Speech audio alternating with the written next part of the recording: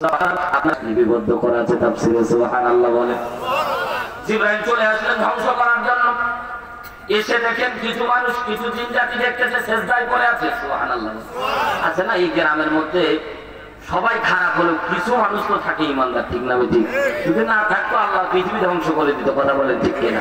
সম্মানিত ভাইয়ার আমার চলবে তো ইনশাআল্লাহ। এভাবে যদি ধারাবাহিক ভাবে চালাই থাকবেন তো ইনশাআল্লাহ শেষ পর্যন্ত থাকবে না। কে কি আছি বলে হাত তুলেছে লিল্লাহে তাকবীর। মুসলমানের মতো তাকবীর দেন লিল্লাহে তাকবীর। জিবরাইল আমিন এসে দেখছে কিছু ফেরেশতারা কিছু জিনেরা সেজদায় পড়ে আছে। রিটার্ন ব্যাক করে গেলেন জিবরাইল, ডাক দিয়ে বলে আল্লাহ খেয়াল করে দেখলাম কিছু জিন তোমার দরবারে সেজদা দেয়, তাদেরকে কেমনে ধ্বংস করি?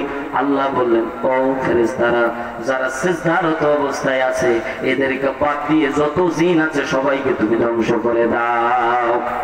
হয়ে গেল জিন জাতি একবার ধ্বংস হয়ে গেল। তিনবার জিন জাতি ধ্বংস হয়েছে। দ্বিতীয়বার আবার অনেক হাজার হাজার বছর কেটে গেল। আবার ওই ইমানদার জিন জাতিগুলি আবার বসবাস করে এক এক করে আবার বংশবৃদ্ধি করতে করতে গোটা পৃথিবী ভরে গেল। সুবহানাল্লাহ বলেন। সম্মানিত ভাইয়ের আমার গভীর মনোযোগ দেন। আল্লাহ রাব্বুল আলামিন যদি চান তো অনেক অনেক জন্ম নিয়ন্ত্রণ করেও আল্লাহ যদি চাই তো আপনাকে বাচ্চা এই দুনিয়ার মধ্যে দেওয়ার ক্ষমতা আমার আল্লাহর আছে না?